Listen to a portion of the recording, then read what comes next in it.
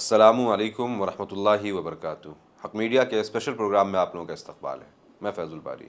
नाजरीन, इमेजिन कीजिए एक आदमी अपने फैमिली, बूढ़े माँ बाप, बीवी, छोटे बच्चों के साथ अपने घर में सो रहा हो। एक सुबह नींद टूटे और देखे कि 100 पुलिस वाले बुलडोज़र के साथ उसका घर तोड़ने उसके घर के बाहर खड़े हुए हैं। 29 जुलाई 2025 गोलाघाट डिस्ट्रिक्ट असम। ऐसे 2648 फैमिलीज के घर तोड़ दिए गए। 12 जुलाई 2025 गोलपारा डिस्ट्रिक्ट असम। ऐसे 2700 घर डिमोलिश किए गए। 16 से 18 जून 2025 गोलपारा डिस्ट्रिक्ट में ही ऐसे 600 फैमिलीज के घर डिमोलिश किए गए। अगस्त 2025 गोलाघाट डिस्ट्रिक्ट, ऐसे 1500 फैमिलीज को बेघर कर दिया गया। अगस्त 2025 में ही गोलाघाट डिस्ट्रिक्ट में ही ऐसे 2200 फैमिलीज के घर तोड़ दिए गए। घर तोड़ दिया जाना जुल्म है, बड़ा जुल्म है, मगर इससे बड़ा हादसा सोचें। इमेजिन करें एक सुबह चंद हुकूमती अहलकार आएँ और आपको घर से उठाकर ले जाएं, आपको फॉरेनर डिक्लेयर करके अपने गांव, अपने लोगों से दूर कहीं समंदर में फेंक दें। 31 मई को 67 साल के उफ़ा अली को ऐसे ही बांग्लादेश छोड़ दिया गया, जहां वो 4 दिन तक दर बदर भटकते रहे। उफ़ा अली उन 300 मुसलमानों में से थे जिन्हें मई 2025 में ज़बरदस्ती डिटेन करके बॉर्डर पार ले जा करके बांग्लादेश की सरहद में फेंक दिया गया।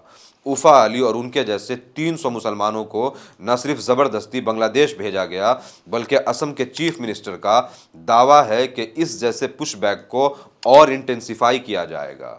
असम में मुसलमानों के लिए यह सब नया नहीं है। आए दिन असम में मुसलमानों को घुसपैठिया बताया जाता है। Identifying millions of Bangladeshi infiltrators who have come into our country and purifying our land of the termites of infiltrators.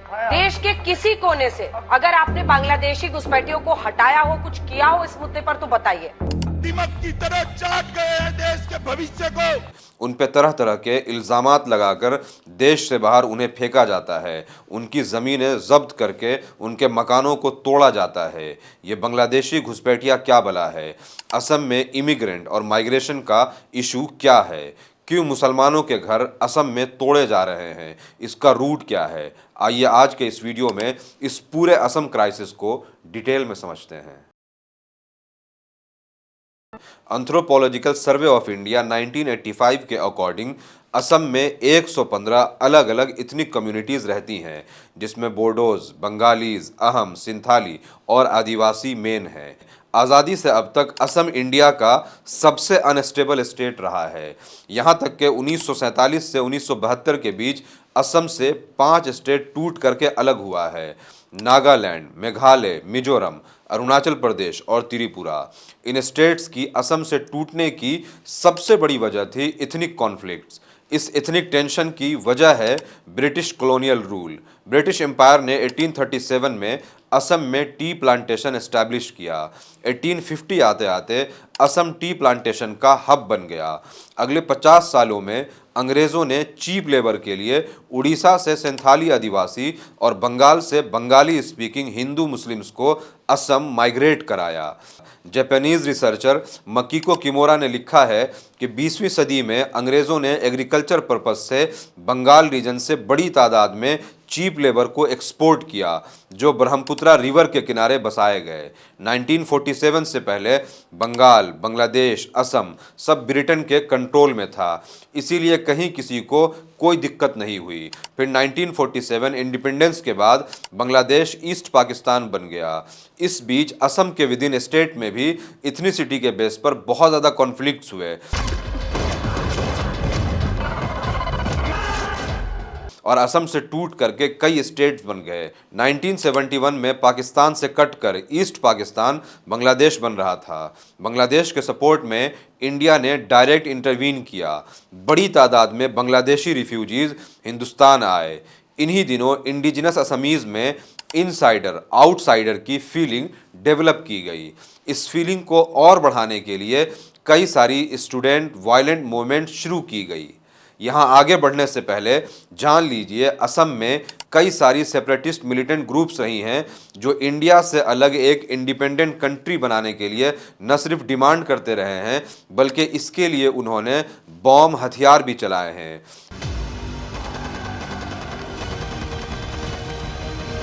इसमें united liberation force of Assam ULFA को इंडियन गवर्नमेंट ने टेररिस्ट ऑर्गेनाइजेशन डिक्लेयर किया हुआ है। फिर Adivasi national liberation army, Karbi Longri NC hills liberation front और national democratic front of Bodoland, ये organisations Assam में एग्जिस्ट करती हैं। माने यूनाइटेड लिबरेशन फॉर बोडोलैंड जितना लगी आमी बोडोलैंड नापा इतना लगी आमी संग्राम। बहरहाल साल 1979 में ऑल असम स्टूडेंट यूनियन और ऑल असम गाना संग्राम परिषद ने डेमोग्राफिक चेंज के नाम पर एक मूवमेंट चलाया जिसमें इन्हें इलीगल इमिग्रेंट को टारगेट करना था, मगर उन्होंने सारे मुसलमानों को टारगेट करना शुरू किया। ये मूवमेंट वायलेंस, मार काट में बदलकर 1983 नल्ली मुसलमानों के कत्लेआम जैसा खूनरेज रंग ले लेता है। इनफैक्ट असम में नल्ली जैसा कत्लेआम हर 6 महीने, साल 2 साल में होता ही रहता है। अक्टूबर 1993 बोमई में 50 मुसलमानों को मारा गया। मई 1994 कोकराझार में 100 मुसलमानों का कत्लेआम किया गया।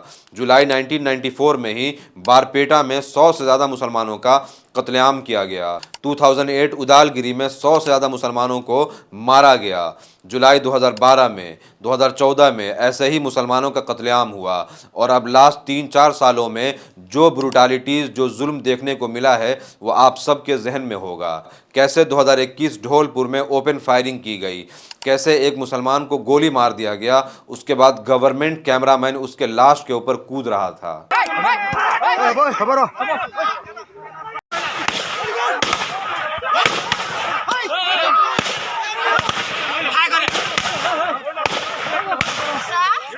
असम में मुसलमानों पर जुल्म में 2020 के बाद और पहले में एक फ़र्क है, और वो फ़र्क ये है कि 2020 से पहले दंगा और राइट के नाम पर सिविलियंस या कोई मिलिटेंट ग्रुप अटैक करता था, मगर 2020 के बाद इलीगल इंक्रोचमेंट हटाने के नाम पर एडमिनिस्ट्रेशन गोलियां चला रही है, घरों को तोड़ा जा रहा है। वहाँ काफ़ी इलीगल बांग्लादेशी यहाँ के रहते हैं। पहले भी उनके विरुद्ध कार्रवाई होती रही है, पहले भी डिमोलिशन हुए हैं, और अभी एक मैसिव कॉम्बिंग ऑपरेशन 3 दिन पहले पुलिस ने किया था।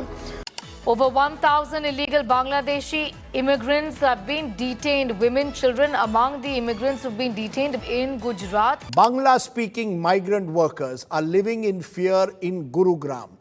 Over 350 people have been detained by the Haryana police. They claim in a crackdown on illegal migration from Bangladesh. 22 April Pahalgam attack के बाद पूरे इंडिया भर में बंगाली बोलने वाले मुसलमानों को बुरी तरह से टारगेट किया गया। गुजरात में तो 1000 मुसलमानों को बांग्लादेशी बता करके अरेस्ट किया गया और खूब जलील किया गया। गुरुग्राम और मुंबई और भी कई सारी जगहों पर बंगाली बोलने वालों को बांग्लादेशी बता करके बुरी तरह से मारा पीटा गया, टॉर्चर किया गया और फिर डिटेन करके इनमें से कईयों को बांग्लादेश फेंक दिया गया। लोकल बंदे भी देख के खोटता है, बोलता है, रास्ते में जाता हूँ ये बंगाली है, इसको मारो पीटो। जे ये लोग तो तुम सब चला जाओ, यहाँ से बांग्लादेश चला जाओ। আমি মিয়া, এটাই আমার ভুল, আমি মিয়া। আর কি মিয়া হলে মানুষ না হয় নাকি? इन्हीं दिनों असम में भी इस एंटी मुस्लिम या so called anti Bangladeshi sentiment को यूज करते हुए असम गवर्नमेंट ने कई ब्रूटल इविक्शन ड्राइव चलाए जिसमें लाठीचार्ज और ओपन फायरिंग की गई। असम में ये फोर्स इविक्शन और इलीगल इंक्रोचमेंट के अंदर आने वाले लोगों की हिस्ट्री, बैकग्राउंड को समझना ज़रूरी है। इस इविक्शन ड्राइव के जद में 3 तरह के मुसलमान आते हैं। अगस्त 2025 मोरी गांव में गवर्नमेंट बुलडोज़र से 3400 घर तोड़ दिए गए, 2200 फैमिलीज बेघर हो गए। ये मोरी गांव नागालैंड और असम बॉर्डर पर हिली एरिया है जहां नागालैंड और असम का शदीद बॉर्डर डिस्प्यूट है। असम सरकार ने नागालैंड के साथ जारी सीमा विवाद के बीच बड़ा कदम उठाया है। हाल ही में नागालैंड के साथ दीसे वैली को लेकर गहराई विवाद के बाद असम पुलिस ने इस इलाके में अभियान चलाकर यहां पुलिस छावनी बना लिया है। The Minister of State for Home, Kiran Rijiju, has arrived in Guwahati to take stock of the situation on the Assam-Nagaland border, where over 15 people have been killed in clashes over the last 10 days. Rengma river के किनारे इस reason को कब्जा करने के लिए पहले खुद असम गवर्नमेंट ने जानबूझ करके मुसलमानों को बसाया कि ये नागाज से मार खाएं, पिटाई खाएं, मगर किसी तरह से वहाँ पर बस जाएं, जिससे वो ज़मीन असम गवर्नमेंट के कंट्रोल में आ जाए। अब जब असम मुस्लिम्स ने मार खा खा कर उस एरिया को बसाया तो और भी कई सारी कम्युनिटीज़ वहाँ पर आ करके बसने लगी, जैसे नेपालीज़, असमीज़ और कुछ नॉन मुस्लिम्स ग्रुप्स। इंटरेस्टिंगली, अगर ये फॉरेस्ट लैंड है तो फोर्स एविक्शन में वहाँ से सिर्फ मुसलमानों को ही क्यों हटाया गया है? नेपालीज़, असमीज़ और दूसरे कम्युनिटीज़ को वहाँ से क्यों नहीं हटाया गया? इसी तरह इस फोर्स एविक्शन का शिकार एक वो मुस्लिम ग्रुप भी है जो ब्रह्मपुत्रा रिवर के किनारे बसा हुआ था। असम में ब्रह्मपुत्रा रिवर से सोइल इरोजन एक बहुत बड़ा इशू रहा है। साल 2021 तक असम में सिर्फ ब्रह्मपुत्रा रिवर ने 4,27,000 हेक्टेयर लैंड को रिवर में समा लिया है, यानी सोइल इरोजन का इतनी ज़मीन शिकार हुआ है। 2004 के डेडली फ्लड में 251 लोग मारे गए, 2 करोड़ 20 लाख लोग बर्बाद हुए थे। 2019 के फ्लड में 36 लोग मारे गए और 57 लाख लोग उस फ्लड से अफेक्ट हुए थे। पिछले साल 2024 के फ्लड में 113 लोग मारे गए और 2,72,000 लोग उससे अफेक्ट हुए। इनमें मेजॉरिटी मुस्लिम्स हैं जो सोइल इरोजन के बाद अपना ज़मीन खो देते हैं। ज़मीन का डॉक्यूमेंट तो मजाक की बात है, फिर वो नई जगह पर घर बनाते हैं, फिर सैलाब आता है, फ्लड आता है और उसको भी तबाह बर्बाद कर देता है, तो ज़मीन और घर के डॉक्यूमेंट्स की क्या ही बात की जाए। इसी तरह थर्ड ग्रुप है राइट अफेक्टेड मुस्लिम्स। असम में जहाँ भी मुसलमानों पर हमला होता है उसमें एक ख़ास पैटर्न है, उनके घरों को आग लगाना। जब कत्लेआम होता है तो लोग अपना घर छोड़ करके जान बचा करके भागते हैं, पीछे उनके घर, मोहल्ला, गांव को आग के हवाले कर दिया जाता है, जिसमें उनके एजुकेशनल डॉक्यूमेंट्स तो क्या, घर के प्रॉपर्टीज़, डॉक्यूमेंट्स सब बर्बाद हो जाता है, जल करके खाक हो जाता है। ब्रह्मपुत्रा रिवर का प्रकोप, सॉइल इरोजन, फिर डेडली फ्लड और फिर ये राइड के दौरान आगजनी, ये कुछ ऐसे ख़ास पैटर्न हैं जो न सिर्फ असम मुस्लिम्स को इंटरनल माइग्रेंट्स बनाते हैं बल्कि मोस्ट ऑफ द टाइम उन्हें इकोनॉमिकली भी पॉवर्टी की तरफ पुश कर देते हैं। ऐसे में 2020 के बाद ख़ास तौर से हेमंत बिस्वा शर्मा की गवर्नमेंट आने के बाद असम में मुसलमानों के लिए सिचुएशन बहुत ज़्यादा वर्स हो गई है। पहले वहाँ उल्फा, बोडो और अलग अलग कम्युनिटी मिलिटेंट ग्रुप्स मुसलमानों पर हमला करते थे।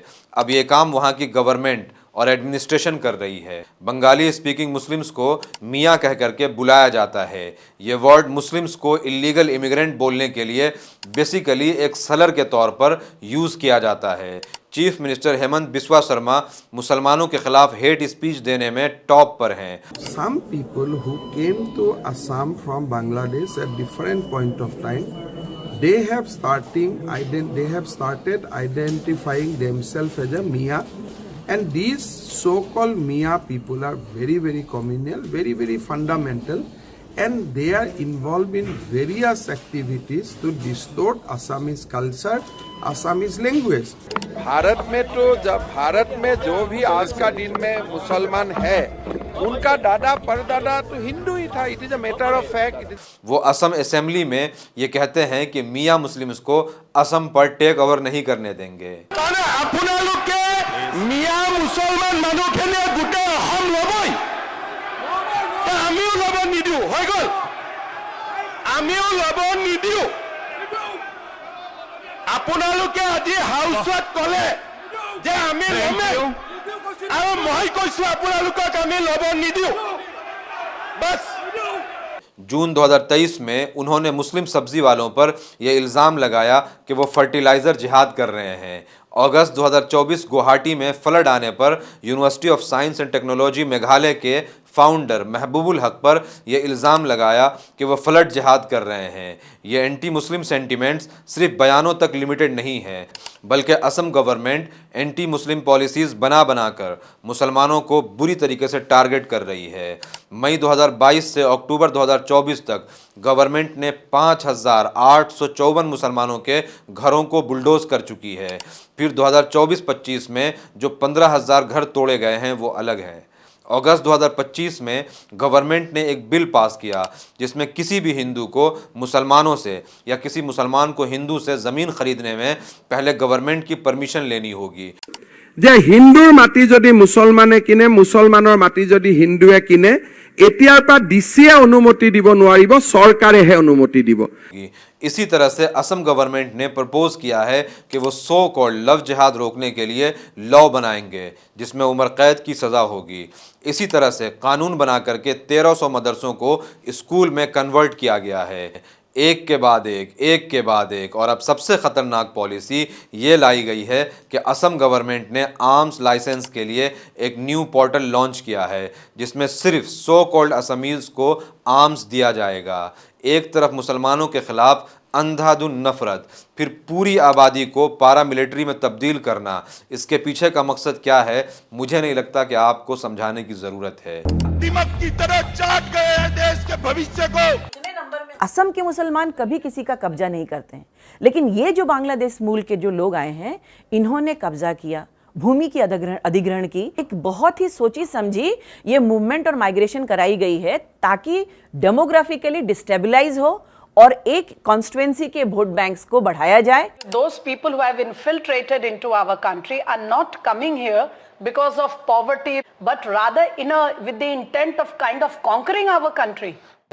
Indigenous, non indigenous, insider, outsider के शोर में एनआरसी मूवमेंट हुआ, फिर 2019 में एनआरसी लिस्ट आई। खुद असम चीफ मिनिस्टर हेमंत बिस्वा शर्मा ने यह माना कि 19 लाख में से सिर्फ 7 लाख मुसलमान थे, मतलब 12 लाख नॉन मुस्लिम्स थे, या हिंदू हो या दूसरे कम्युनिटी के।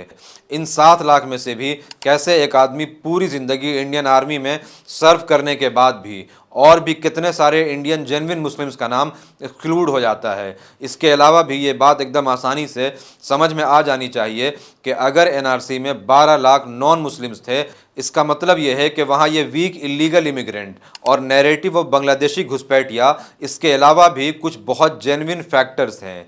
मगर फिर भी फॉरेनर ट्रिब्यूनल किसी मुसलमान को मोहम्मद लिखने में MD, MOHD के स्पेलिंग मिस्टेक या डिफरेंस पर भी फॉरेनर डिक्लेयर कर रही है। यहाँ तक कि 2019 में एमनेस्टी इंटरनेशनल की एक रिपोर्ट आई जिसमें ये एक्सपोज किया गया कि असम का फॉरेनर ट्रिब्यूनल बायस्ड है। Can they identify that this person X, Y and Z have migrated on so and so date from the country of Bangladesh to India and therefore he is a Bangladeshi? There is no any such record with them. These are all presumption and assumption by looking at their attire, color, character and more particularly the religion which they are following. Now these people has not come overnight there. They were residing therein from last 50, 60, 70 years. Queen Mary university और national law school of Indian university की research ये बताती है कि साल 2025 तक foreigner tribunal करीब 1,66,000 लोगों को फॉरेनर डिक्लेयर कर चुकी है और अभी 85,000 केसेस इन ट्रिब्यूनल्स में पेंडिंग है। ऐसे भी केसेस हैं जहां लोगों के नाम एनआरसी लिस्ट में तो आ गए लेकिन फिर भी उन्हें फॉरेनर डिक्लेयर कर दिया गया। अली नाम के एक शख्स के साथ यही हुआ। उसका नाम एनआरसी लिस्ट में है मगर एक डॉक्यूमेंट में उसके फादर का नाम समत अली के बजाय चमत अली लिखे होने की वजह से उसको 2 साल डिटेंशन सेंटर में बंद कर दिया गया और अब उसकी सिटीजनशिप छीन ली गई। ऐसे ही खैरुल इस्लाम नाम के एक शख्स को भी वैलिड डॉक्यूमेंट पेश करने के बावजूद फॉरेनर डिक्लेयर कर दिया गया। निज़ाम अहमद जिनके father 2nd Assam police battalion में तैनात थे, जो उनके नेटिव होने का बहुत बड़ा सबूत था, उसके बावजूद भी उसको भी फॉरेनर डिक्लेयर कर दिया गया। एक तरफ जहां वैलिड डॉक्यूमेंट सबमिट करने के बावजूद लोगों को फॉरेनर डिक्लेयर किया जा रहा है, उनकी सिटीजनशिप बड़ी आसानी से छीन ली जा रही है, वहीं दूसरे साइड चूंकि 2026 में असम इलेक्शन है, इसीलिए असम गवर्नमेंट ने बाज़ाब्ता से नॉन मुस्लिम्स के खिलाफ दर्ज फॉरेनर केसेस को CAA के तहत वापस ले रही है। बहरहाल इस वक्त असम में हालत यह है कि न सिर्फ गवर्नमेंट की पॉलिसीज़ मुसलमानों के ख़िलाफ़ बनाई जा रही है बल्कि उनके ख़िलाफ़ रोज़ झूठे बेबुनियाद इल्ज़ामात लगाए जाते हैं। Soil erosion, Brahmaputra river disaster, deadly flood और फिर राइट, इन सब की वजह से न सिर्फ असम के मुसलमान लैंडलेस हैं बल्कि उनके पास कोई डॉक्यूमेंट नहीं बचा है। गवर्नमेंट लोकल लोगों में उनके खिलाफ नफरत भर रही है। Media, social media, IT cell उनके पास है। ऊपर से उन्हें बांग्लादेशी घुसपैठिया इलीगल इमिग्रेंट का टैग दिया जाता है। उन्हें अपने ही देश में होमलेस के साथ साथ स्टेटलेस भी बना दिया गया है। इन सारे झूठ और नफरत को फैलाने के लिए मीडिया, सोशल मीडिया, फिर इनकी ह्यूज आईटी सेल इनके पास है। और इन सब के बाद अब लोकल इंडिजिनस असमीज को आर्म्स लाइसेंस न सिर्फ दिया जा रहा है बल्कि आर्म्स लेने के लिए उन्हें प्रमोट किया जा रहा है। देश के कई राज्यों में ये घुसपैठिए अपना डेरा जमाए हुए बैठे थे। इनकी तादाद भारत में इतनी है कि इन्होंने देश की डेमोग्राफी ही बदल डाली है। ये सारी चीजें असल में असम के मुसलमानों को बिल्कुल रोहिंग्या मुसलमानों के सिचुएशन में पुश कर रही है। जैसे रोहिंग्या के मुसलमानों का पहले सिटीजनशिप छीना गया, फिर नफरत धीरे धीरे बढ़ाकर उनका कत्लेआम किया गया। असम में भी सेम पैटर्न है। जेनोसाइड वॉच के चेयरमैन डॉक्टर ग्रेगरी स्टैंटन ने 2019 में ये वार्न किया था कि Muslims of Kashmir and Assam are on the verge of genocide. 2019 से हालत और बद से बदतर हुई है। ये फोर्स इविक्शन, उनके घरों को डिमोलिश करना, प्रोटेस्ट करने पर उनके ऊपर अंधाधुंध गोलियां चलाना, रातों को उनके घरों से उठा करके समुंदर में इलीगल इमिग्रेंट बोल करके फेंक देना, ये सब असल में जेनोसाइड के डिफरेंट शेड हैं। ज़रूरत इस बात की है कि पूरे देश भर के उलमा, मुस्लिम ऑर्गेनाइजेशन और इंसाफ पसंद जमातों, पॉलिटिकल पार्टीज़ को मिल करके इस हो रहे जेनोसाइड को रोकने की कोशिश करनी चाहिए। अल्लाह असम के मुसलमानों के हालात आसान करे। उम्मीद करता हूँ ये वीडियो आपको इन्फॉर्मेटिव लगी होगी। इसको ज़्यादा से ज़्यादा शेयर करें। कमेंट में ज़रूर बताएं कि वीडियो आपको कैसा लगा। Thank you.